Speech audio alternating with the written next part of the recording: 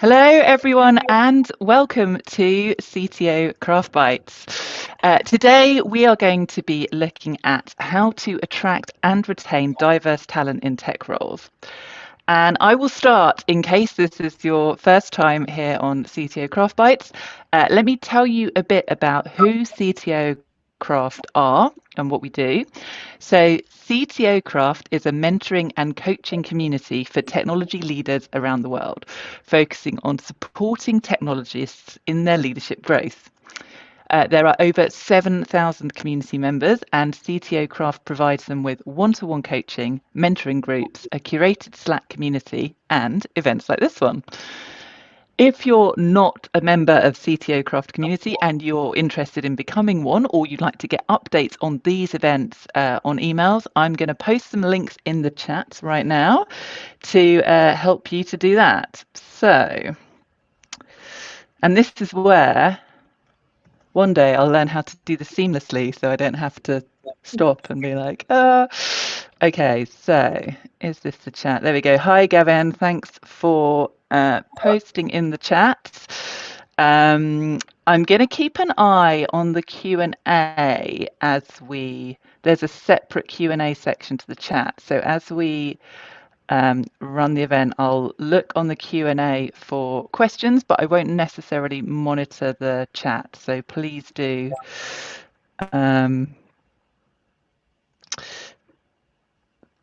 sorry, I've got to post something else and it's too long. So, all right.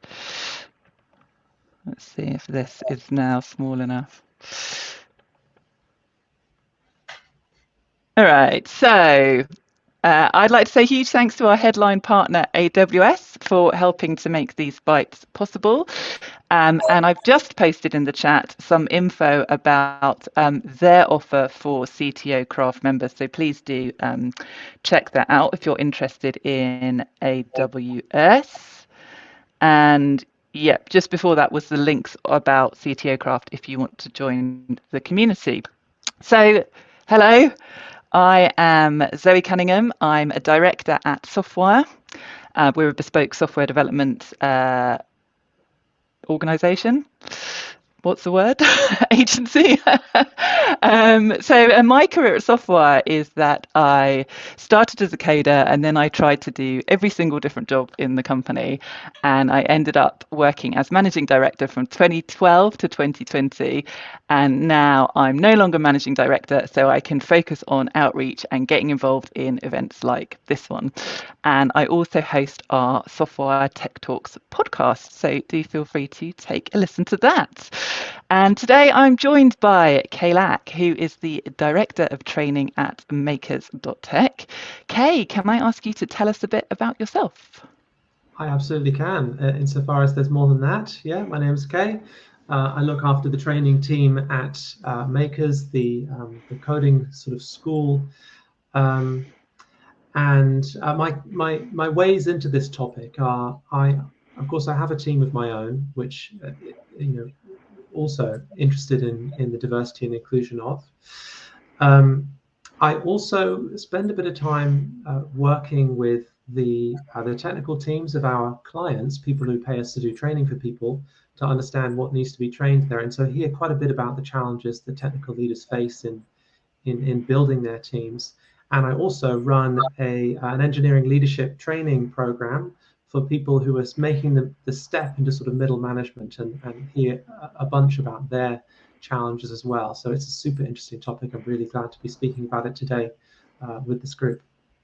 Amazing. Thank you so much. And also joining me is Sarah Tateno, who is the founder at Happity, the UK's leading platform for baby and toddler classes. So, Sarah, can you tell us a bit about you and maybe a bit about Happity as well? Yeah, so Happity it's actually a marketplace for finding and booking classes for parent and children. It's something that I kind of started off building myself, but now have a team around me. So my background was that I was not working in tech whatsoever, but I made a career change after having children. I trained at Makers Academy and started building Happity. And one of the reasons that this topic interests me is that I certainly personally feel like I probably should have studied computer science at university. I clearly did have an interest in tech and building websites. It's something I dabbled with as a teenager, but never really considered it as a career choice for myself. And I can see that's happened to a lot of other similar journeys for other people. Certainly, having gone on this journey myself, I run an organisation which reaches, I think we've got about 75,000 people on our mailing list now, and predominantly female, looking for career change. So I get a lot of people approaching me saying, how did you do it? Like, I can see that there is a pool of people, they're really keen to get into the industry. So I sort of come at it from that background of, well, okay, there is this pool of people. How do we get them into the sector? And of course, thinking about diversity for my own team itself.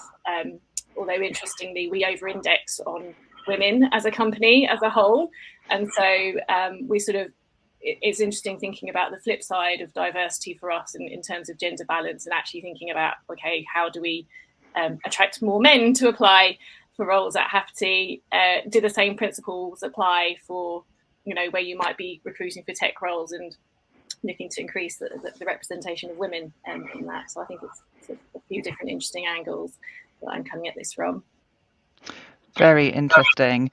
So we have we've worked out a few questions in advance, so we've got plenty to chat about. An hour may not be long enough.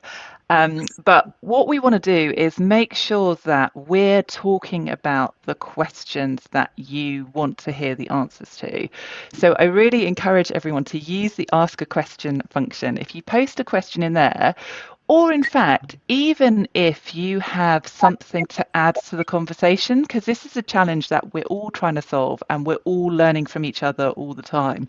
So any questions or anything to add to the conversation, please do put it in Ask a Question. And I'm going to give priority to questions from the audience over questions that I feel like asking, because I think that's what my job is here. So yeah, please do that. I won't necessarily I'll try and keep an eye on the chat, but I can only fit so many things on my screen. So Ask a Question is the safest place to ask me questions. So let's have a chat about 5 ways to attract and retain, 5 or possibly more ways to attract and retain diverse talent in tech roles. And to kick us off, is there a diversity issue in tech? No, I'm only joking, because we all know the answer to that question. So let's start with, we're all here because we know there's a diversity issue. So, but why is that? Why do the makeup of our organisations not reflect the makeup of the places that we live? Good question. And there's so many different things to unpack within that.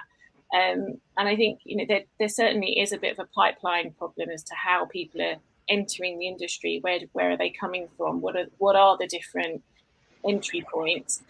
I did a quick poll from people I know that work in the tech sector, to asking them what it was like, if they did a computer science degree, what did that composition look like? I think the overwhelming answer was that it was about 90% male from their experience. We had a trainee working with us at the end of last year who was just about to start her university degree, and she went into that and she said, well, about 5% that are female in her year group. So, right from the get-go, you've got an issue there. If what's that main entry point is very heavily skewed in the first place. So I think we need to ask, where are the entry points into the industry, and how can we increase the diversity in that pipeline? And perhaps how can we sort of skip over some of that and speed up the transition? Because if we rely on just these training courses for diversity, then we're not going to get there very quickly at all. But I know Kay's got more to say on this. I think that's absolutely right. I mean, it's a really complex set of causes, I think, and they start from the earlier stage, right, as to how people are, who people resonate with, who people are connected with as children, and what their interests are as well, and what they see as interesting, and what they see as modeled as interesting to them. And the opportunity side is one point of it, but there's also the leadership side, which is, there's the common phrase, if you see it, then you can be it. And I think that the other part of this, which is sort of touches on the retention point of our title, is how do we give, how do we make space for people of all kinds of different backgrounds to find places of leadership and perhaps public leadership in technology. I'm not just talking about women. I'm talking about all kinds of people that we find in society. And I think that when it's surprising how big an impact just not being able to see somebody like you, who's done a thing that you're trying to do before, makes to the way you think about it as possible or not possible. So there's a mixture, of course, opportunity, things that come up in people's lives. Particularly the socioeconomic side of it, I think, is absolutely crucial. If you don't have the technology, if you don't have the tools, you're going to have much less of an opportunity to, get your first sort of device and start playing around with it. But there's also the inspirational side, I think, that comes from particularly those of us in leadership, lifting up people who are ready to make those stories and ready to start demonstrating to others what they can do.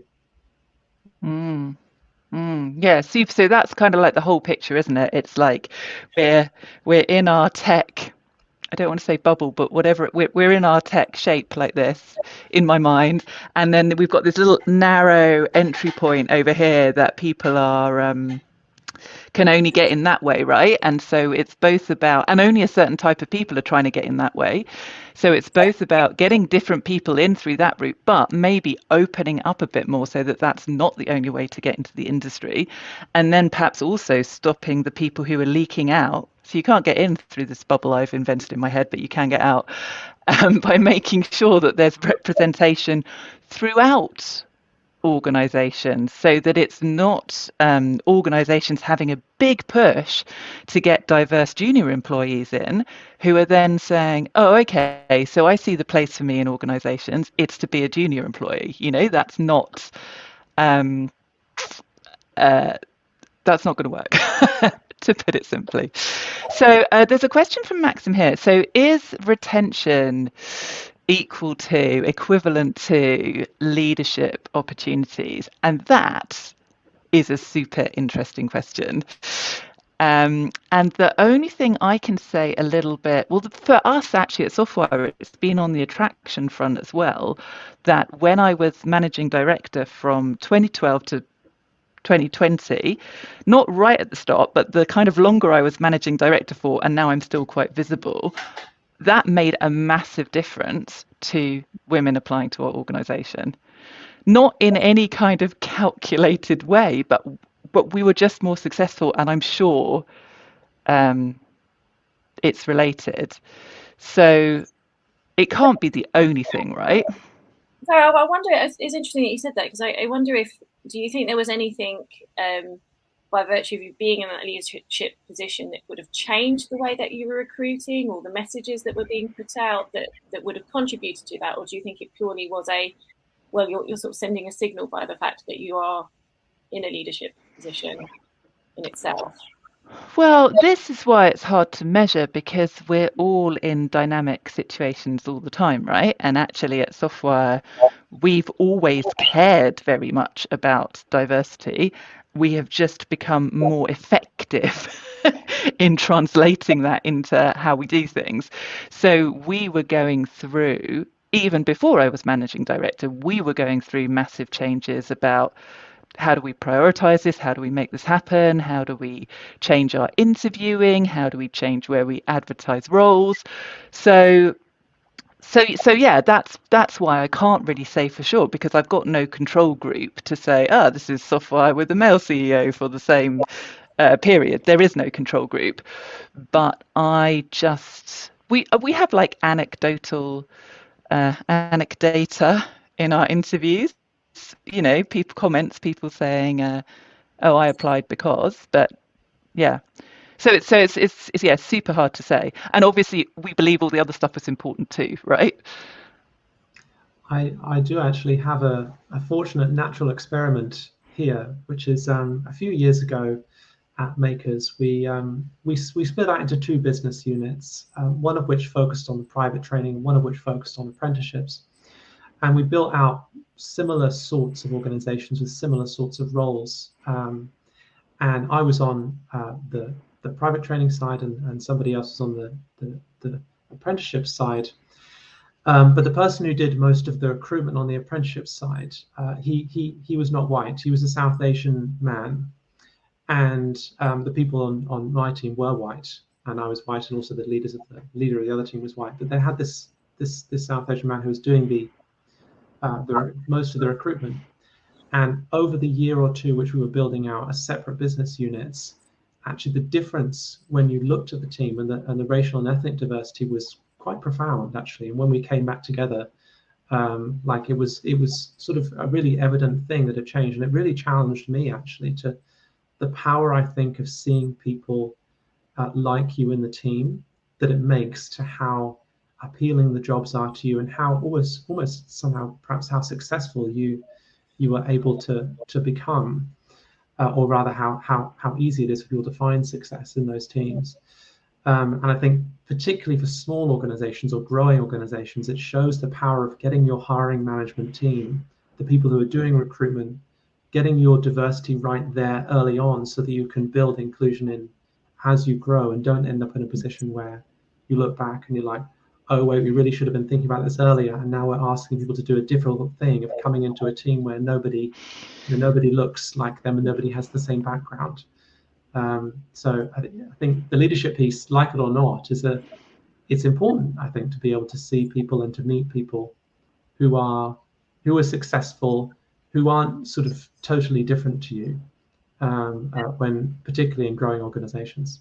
I think that's really interesting, because there's sort of two factors at play there, because on the one hand, having that visibility changes the pool of people that are applying for those jobs in the first place. But then the second piece is then looking at what's your recruitment process. Is there inherent bias in the way that people are being selected, or you know, where the preferences lies, and actually seeing how that funnel then translates into actual job offers by the end of that process. But I think it's a really good point as well on the once you've got a team that where diversity is lacking, it becomes that much harder to bring in new people and to change the dynamics within that team. And as I said earlier, like, we're actually over-indexing as a team towards women at the moment, and that's something that we're sort of looking at going, this is changing the dynamics of the team. You know, when we're having an away day, the kinds of conversations that are happening, you know, we've got a lot of parents in the team. We have some that aren't parents. Conversations are skewing towards parenthood, which is then maybe feeling a bit exclusive for people who don't have that experience. So it can happen in lots of different ways. But, you know, diversity is something you've got to be planning for very early on, and really be thinking proactively about as a holistic piece, I think. And in a small organization who doesn't perhaps have, maybe you don't have a really incredible head of people yet, or a really incredible HR support for you, then even building an unbiased recruitment process for a small organization, it can feel a bit mystifying sometimes. So it's all the more important to place it up front early on, and recognize that the decisions you make now are going to have an impact in a few years onto the sort of team that you've built. Right, so let's go through and try and talk about the different pieces of this challenge in order. So in terms of... It's frozen, I can't hear. Because we've spoken a little bit there to trying to keep... You can't hear me? It cut out for a moment there, but... Oh, I'm frozen. No?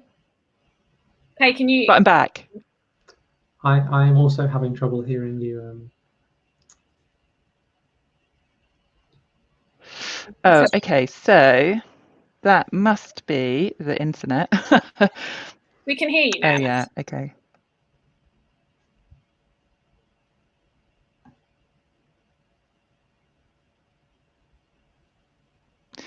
All right. Am I back now? In a more constantly their way. Yeah. So very sorry about that. That was an internet challenge. But the good news is we've got a question. In that brief hiatus, Mick has sent us in a question, which is, what are a couple of first steps? So this is, obviously this is a challenge for a lot of people, this being a small organisation and wanting to get it right from the start. So what are a couple of first steps that you would recommend to a very young / new organisation to build a recruiting process that focuses on diversity from the get-go? Well, I would say we're probably one of those organisations that is actually in that situation, and I can sort of relate the things that we're trying to do in that process, and that is that, number one, that diversity is a specific objective and priority for us, and that needs to build in throughout the entire process. So at the very beginning, if you're writing a job specification and the requirements that you're putting onto that role, thinking about how you're wording it and the sorts of things that you're communicating in that message. What sorts of profile are you projecting, I suppose, in the public, that it is a welcoming, diverse organisation, and that's what you're looking to build. And then in the process itself, even in a small organisation, you are going to have a large number of applicants for any given role. So that is something that you can be monitoring, no matter the size of your organisation, and sort of seeing what the success looks like within that process. So those are the key things that I think are quite well within the control of an organisation, no matter the size. And then the next piece is around, okay, when we're going out to the different recruitment channels, what are the different places that we're advertising and with new applicants? Because your pool is only going to be as diverse as the places that you reach out to and that you advertise in. So that's my sort of starter for 10 on that. Yeah, I think that's absolutely right. And a lot of it is removing the stuff that you might put in there that will put people off, and building out the people that you're reaching out to and the places that you're reaching out, and making sure that those are sort of reaching a diverse audience.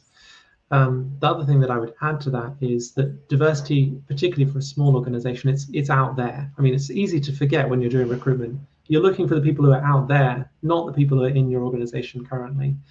And particularly if you're very small, you should already be talking to all sorts of, like, a great deal of people as part of building your organization. And just maybe even before you really need to recruit. In fact, you probably shouldn't be recruiting just because you need to. You should be recruiting to look for amazing people, and then hopefully you won't need them. Is making sure that you're having conversations with the sort of people you might want to hire, and when you're having those conversations, keeping an eye on how diverse the group of people you're speaking to is, and how those conversations are going, so that you're building a diverse network of people that you can then use later to do your recruitment with. So having it before you need it, and not, although having your communication sorted and having it, removing the barriers is an important part, also making sure that you're not just putting a job out there and hoping that you get the people, but building your employment audience early on before you need it, so that you're finding out some of the difficulties before even you open your roles. Yeah, and I think there's a really important piece as well around how you define the requirements for a role. So it's a well-documented attitudinal thing between men and women, and sort of how many tick boxes a woman expects to have met before I apply for a job.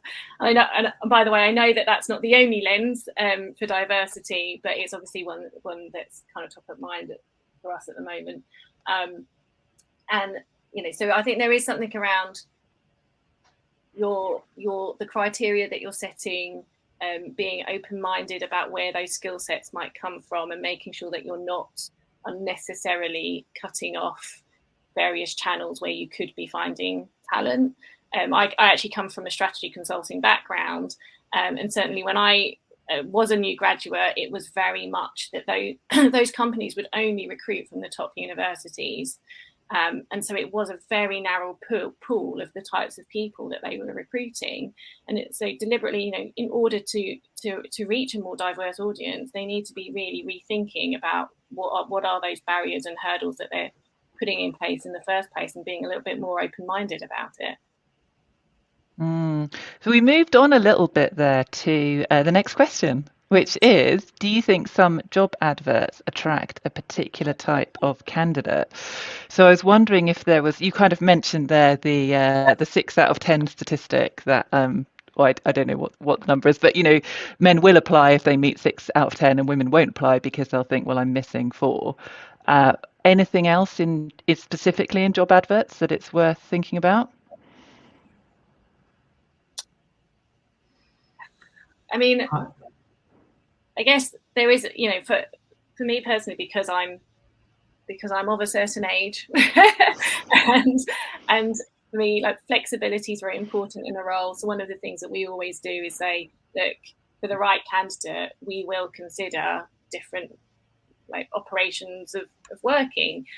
We don't necessarily have to make this role a full-time role. We can consider a job share or part-time work or all of those sorts of things, because I know that can be a very big barrier for people at a certain point in their career, and that has definitely opened up the doors to a significant number of people who have got that experience under their belt, but perhaps we're sensing that there wasn't a role out there for them.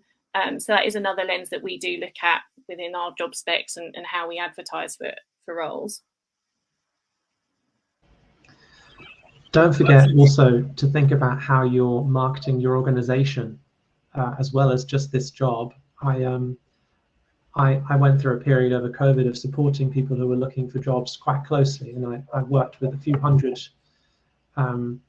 people looking at a great number of job ads and sometimes turning down offers. And one that really sticks with me is somebody applied for a job and got an offer, and then they looked at the website and there was this video of them moving into their new office, and it was all very fancy. Like the men and the women were broken out into different groups, and like the men were all sort of like joshing and kind of, there was a barber shop in the office and everything, and the women were sort of all dressed up, and it was very sort of unusual. It seemed very unusual to the person who I was speaking to. It's like a very sort of an odd way to arrange sort of a company marketing video.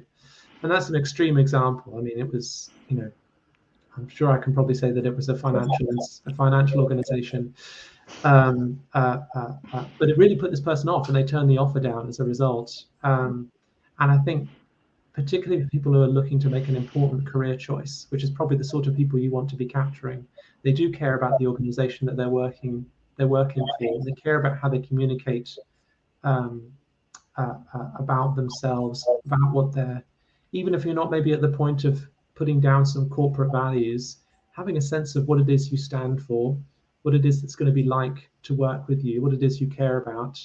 That's important stuff, because it's I'm sure when we're all looking for work, we're looking for what we're coming into every day, and we want that to feel like a comfortable place. So without totally making yourself flavorless, putting that inclusion message, not just in the word inclusion, but in everything that you do to communicate what you're doing, can make a big difference, I think, to whether people are going to take your offers or pass and maybe look at something that looks a little nicer. Yeah, I think the point is, like, diversity, it can't be a checkbox exercise. It's something that lives at the heart of your organisation and comes through in everything that you do. And by virtue of doing that, you are going to attract a more diverse audience and people who care about this themselves, that is a shared value for both the organisation and the people that you're attracting to work there. Super. Yeah, I know there are also some third-party tools, and there's one that I've forgotten the name of, which may be Text.io, or maybe something that sounds a bit like Text.io, but I'm sure you can find it by searching. That you can you find tools that will look at the text of your adverts and actually tell you, pick out specific words and specific phrases. So I think that can be yeah, something to think about. And in fact, someone has shared genderdecoder.katmatfield.com/about. So I don't know, that's a comment. I'm learning all kinds of new functions on this software. That's a comment on the Q&A. So I might just paste that in the chat in case that people can't see that on the comment, on the question. So thank you. And also, this does mean that I am able to see the chat today. So should we have a bit of a chat about this question in the chat from Maxim? What about splitting cognitive diversity versus demographic diversity? How does one do that? And I think I have quite strong thoughts on this, but I'm very interested to hear your thoughts. I must confess to finding that term a little hard to see into. I wonder if it's a term of art that somebody else could speak a bit more to what is described by cognitive diversity. I mean, for me, it's a conversation that happened, or that has been happening kind of like for as long as we've been talking about diversity, that the stated aim, or, you know, the benefits of, I guess, demographic diversity is that people think differently, i.e. cognitive diversity. And I suppose my instinct is that it's super hard to measure cognitive diversity, and of course we all have we're all individual snowflakes, and we all have, you know, have unique life experiences. And actually, I think it's easy to believe in more cognitive diversity than there is. And actually, if you're looking at a full spectrum, of course, of demographic diversity, so not just have we got different skin color in our organization, you know, like if you're actually saying, have we got people from different backgrounds and, you know, living in different parts of the country and growing up in different circumstances, and not all going to top universities, my instinct is that you're less likely to fool yourself if you go about it that way. I think it's a really, really good point, because yeah, it's almost like you're trying to proxy for cognitive diversity through the demographic diversity, and that's not always the reality. I mean, I know that as an Asian person who actually grew up in the UK, I feel very British. You know, I'm not that closely connected to my heritage in that sense, but yeah, so I do think it's a really interesting question. I know that myself as our head of HR, she's actually done a bit of an assessment and asked everyone to do MBTI so that we can see where the diversity is, and how, you know, are people thinking in different ways and coming at problems from different angles. So yeah, I think that's an interesting question around how can you assess or measure that, particularly in a recruitment process, where, you know, I think there's a sort of danger where people may want to recruit in their own image, or be biased or inclined towards people who are like them. But I don't know exactly how to. It's not something that I've really looked at how to address that within that sort of recruitment process, specifically on the cognitive diversity. It's an interesting point, and one of the reasons I questioned it is because, of course, there's another interpretation about neurodiversity which has come through in the chat as well. In terms of, I suppose, what we might call sort of maybe cultural diversity or diversity of thought. Some people, I've heard that term, some people use. I think it's a really challenging one, and it's one that challenges. I think any leader with a certain number of reports will find that there are some people who they naturally sort of gel with, and some people they don't, and sometimes that's related to things that are more obvious about them, and sometimes it's about a different set of beliefs. And I think it's important to challenge ourselves when we're recruiting, and also when we're managing.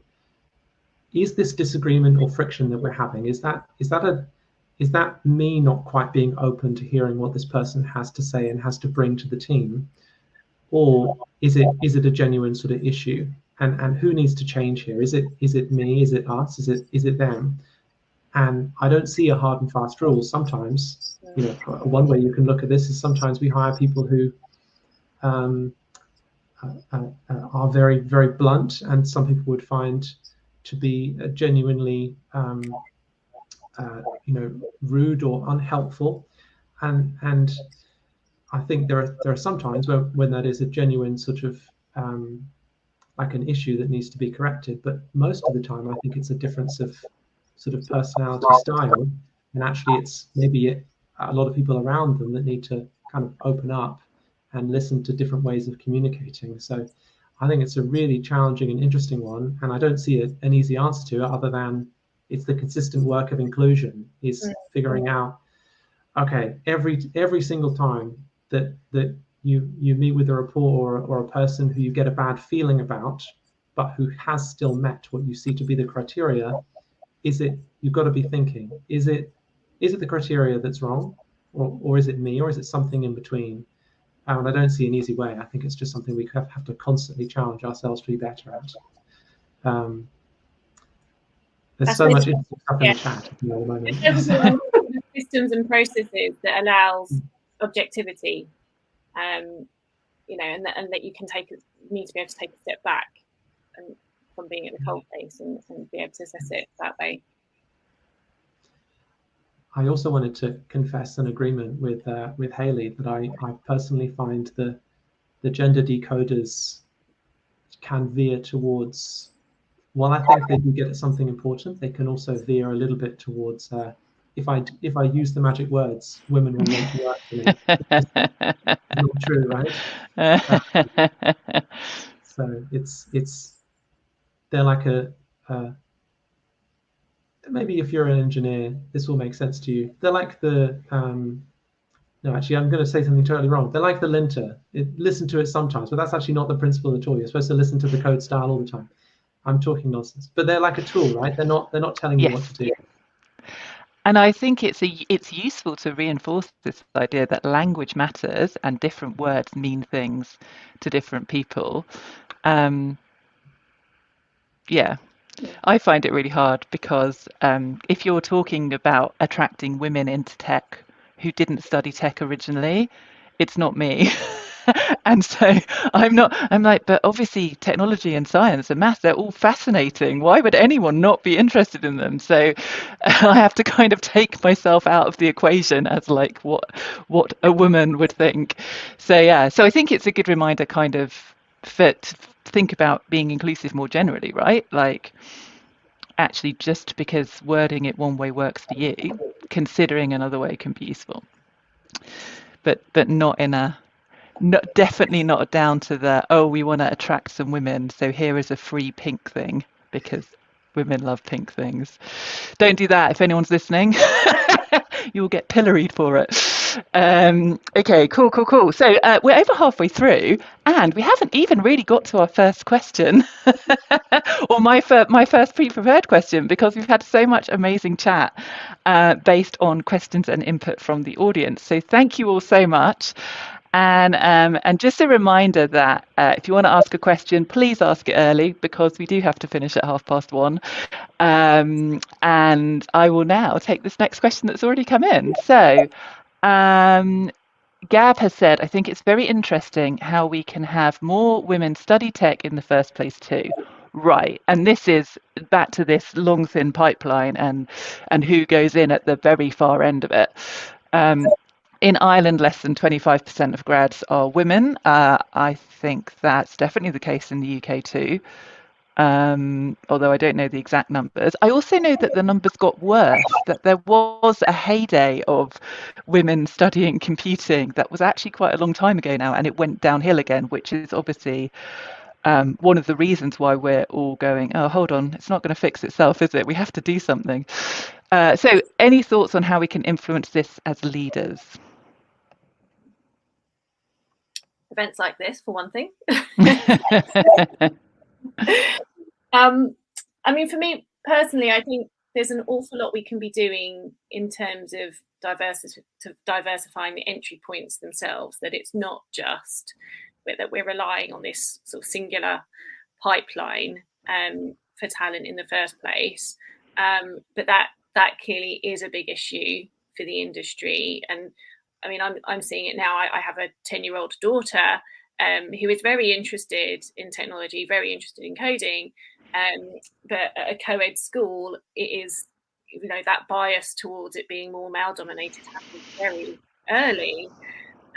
So one of the things that I think does need to happen much more is for them to be able to see those role models from a very early stage. And the schools themselves need to be thinking proactively about how they keep that gender balance in there right from the word go. But yeah, I think it is, we sort of, as you said, there was a heyday when there was a better gender balance, and as it gravitates towards being less diverse, that in itself sends out a message, and actually it takes quite a lot to be proactive to change that balance. It's a good question, isn't it? If anyone knows any schools that are doing great in this area, because it's not something that I've heard about, like really good schools role modeling, like how to make children feel included at such an early age, and perhaps beyond our scope to help beyond, going and joining organizations and talking at schools and those kind of things. We're not there all the time.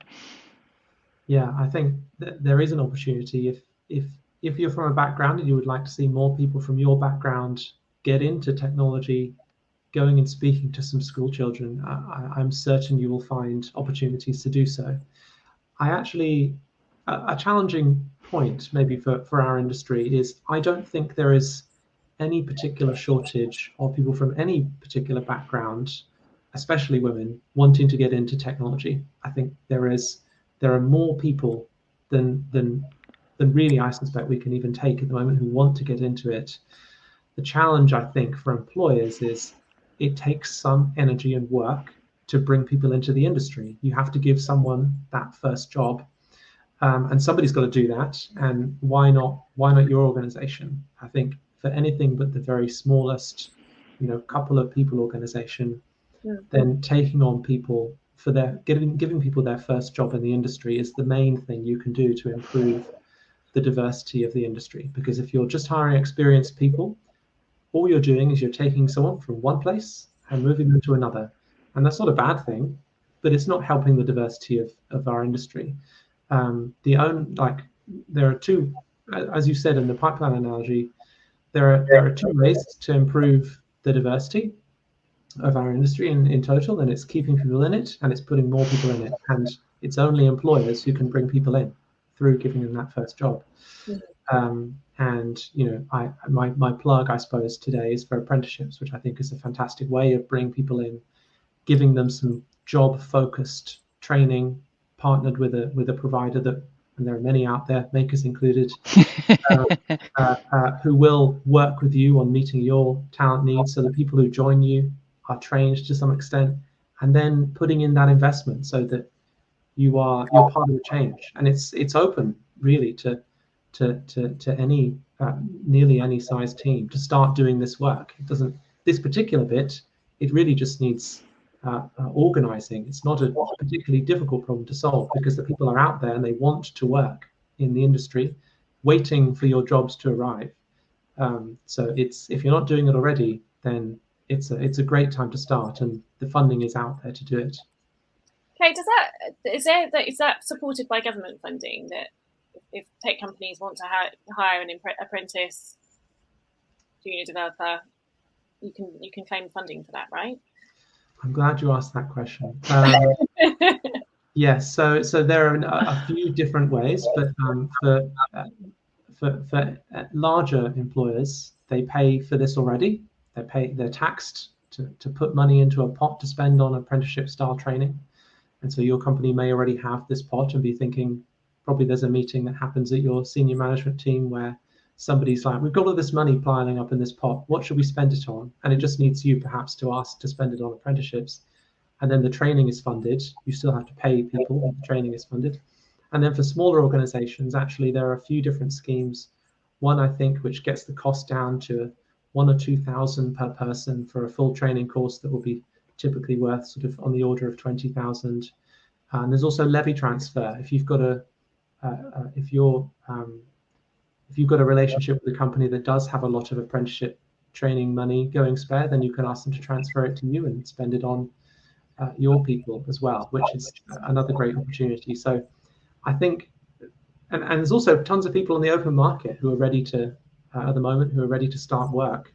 I think if you want to open up a junior developer role, either, or a junior, any really junior tech role, either on the open market or through an apprenticeship, and you can work with a training provider like Makers to do that, you will find so many great people applying to it. It's there's no doubt. And in fact, a woman who's training with us just called me on Slack. As if she knew. They're getting in contact. They're on the line right now, waiting for you. Fantastic. So we've got another question in the Q&A. So let's just ask this one, and then I'll have a little skim in the chat, because I know there's lots of chat/questions going on as well. So from Tim, I think this is an excellent discussion. I was just wondering if you wanted to touch on gender non-conforming issues as well. And it's a great question, and I'm really pleased someone mentioned it, because we have been using the words men and women a lot, right? So let's talk about when it's not appropriate to use those words, and how to be inclusive of people who are on the gender spectrum somewhere. I have an interest in this, but I can't see the question. Would you mind repeating it? Oh, it's on the Q&A, so I'm not sure. It might only be me who can see the Q&A. So it's from Tim Knight. I think this is an excellent discussion. I was just wondering if you wanted to touch on gender non-conforming issues as well. So no specific question, but just a kind of, I read it as a reminder that that we all need to be thinking about this as well, right? Yeah, totally. And so I'm a trans person. Some people would consider that gender non-conforming. I do, and it's actually what I've noticed in the past 5 years is a really interesting uptick in people who are gender non-conforming, training and getting into the industry. And actually, it's a real there are lots of stories of still problems, but actually I think the tech industry is a real story of success, particularly for trans people, as a place that people can find their home, and that's really great to see. In terms of vocabulary in general, and I think I'm speaking personally on this, I think in general, with vocabulary, if you are clearly making an informed effort to include people, then actually the trans and gender non-conforming people that I know are quite forgiving of anything that might not be exactly how we would frame things. And so when we're talking about men and women, I think that vocabulary is okay. I mean, it's not a disaster to use those words or anything. I think my personal bugbear is where people assume that all gender non-conforming people are women, or should be along sort of in the same groups as women. So you've got sort of, you've got your women and non-binary or women and trans people groups, and a lot of trans people are men, and they may not want to be in those groups, and they usually don't. So I think it's important to keep a sense of proportion about this, and as long as we're being kind of inclusive and open and not and keeping people in mind, I think that we if you feel nervous about the vocabulary, which some people do, I wouldn't feel so nervous because we're a pretty friendly lot, and it's really just a matter of keeping in mind what you mean by women when you mean it. What are you going to be talking about? If you're going to be talking about things that are primarily of interest to women, then you can say, this is an event targeted towards women. Anyone is welcome. and you will get an interesting mix of people from that. And if it's not, if it's about something broader than that, then you can call it whatever makes the most sense based on what you think it's going to be interesting to, who you think it's going to be interesting to. So that's my view on it. I, of course, would be very curious to hear any other views in the chat and in the room. It's like fundamentally, diversity spans such a diverse range of different lenses, right? And so rather than specifically trying to recruit for one particular, to attract a particular kind of audience, the most important thing is that you're actively not trying to cater for one audience. It's sort of flipping it the other way around, you know. It's that you're trying to reach that kind of neutrality to make sure that you're not perhaps only catering for one specific thing, or that you're not being exclusive in the sorts of things that you're either presenting or how you're recruiting, or in the requirements that you're putting around that recruitment process, and that you're assessing all the time for, is there bias here? Am I just recruiting in the same vein as myself or as the existing team, or whatever it might be, that you want diversity to come from all different types of areas. I also, listening to what you've both said, but particularly what Kay just said, I think like broad, the kind of message I got was broad inclusion is always a good thing. And I know that a lot of our networks have within software, right, have very broad inclusion, because we also, another question on my list of pre-prepared questions we didn't get to was around allyship, right? And actually, we're all trying to move towards now. This is a problem for all of us. This is not you're in a minority, you're on your own, you need to change and sort it out. It's like, actually, it's a challenge for our organization and everyone in our organization, and we all care, and we're all going to do something about it. So I think the broader you are in terms of inclusion groupings, I think that's a way to look at it that gives you a lot of value. So, all right, super. So we've not got very long. So I know that, I don't know if either of you want to have a chat about over advertising diversity and whether it can flip over. There's been a bit of chat around that. A bit of chat around getting girls into tech. There was a point on retention that I wanted to come back to. If great, let's do it. Yeah. So there was a really interesting point. I can't remember, sorry, who by in the chat earlier about whether the way I interpret it is there are two ways of looking at retention, whether it's about opportunity and whether it's about kind of solving the things that sort of push people out, the problems. Yeah. And I have a kind of radical view on this, which is, and you know, I expect people to disagree with me on this. My radical view is that I think we all have problems in our jobs. There are things about every job that I've been in, including my current one, that I have not liked, that I found frustrating, that sometimes I've thought, oh, I've got to stop putting myself through this. It's a nightmare. But the difference is between where I've stayed and where I've left is not the problems, because the problems are constant.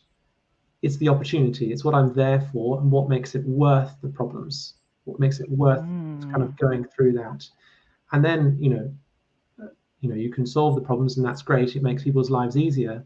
But I think people, this is my contention, people stay for the opportunity despite the problems. And I think if you just focus on removing the problems, you're going to find people leave, you know, for smaller and smaller problems rather than you get people staying.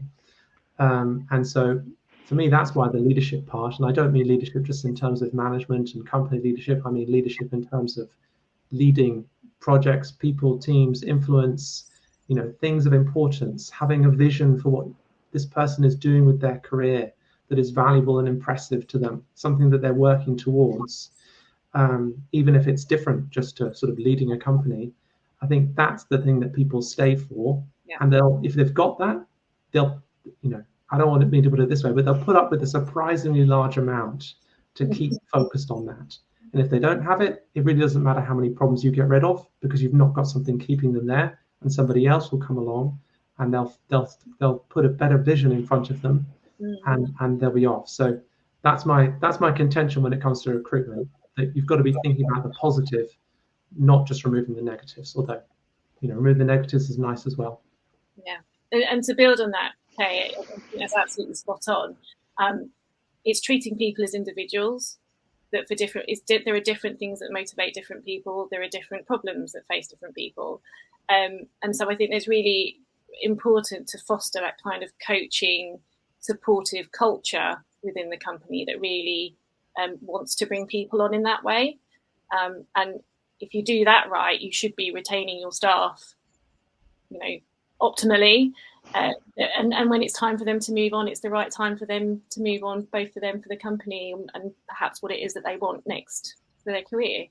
I think those conversations can be happening quite openly, honestly, and early in the relationship between employees, managers, and the wider team. Fabulous. All right, I think we can just squeeze in a quick chat about pointers and ideas about the untapped sources of engineers. So where are these potential engineers out there that are not yet being tapped? I think for a lot of people, it is not knowing how to get into the industry. It's one, first piquing their interest and going, oh yeah, that is something that I could potentially do. And that's something I've experienced a lot, because a lot of my audience generally are not in the tech sector, but we're building a tech product. And so, yeah, I do hear from a lot of people who've got very interesting backgrounds, interesting careers, done very different things, but who want to get into the tech sector, and they're sort of scratching around going, but how do I make this move? So I think it is entirely possible, but as an industry, as Kay was saying, having more of those apprenticeships and more of those sort of first stepping stone roles is really crucial for people to get into the sector, because there are barriers to actually retraining and leaving the previous career and making that move. So I have a blunt answer to this question, which is you don't even need to do the work, really.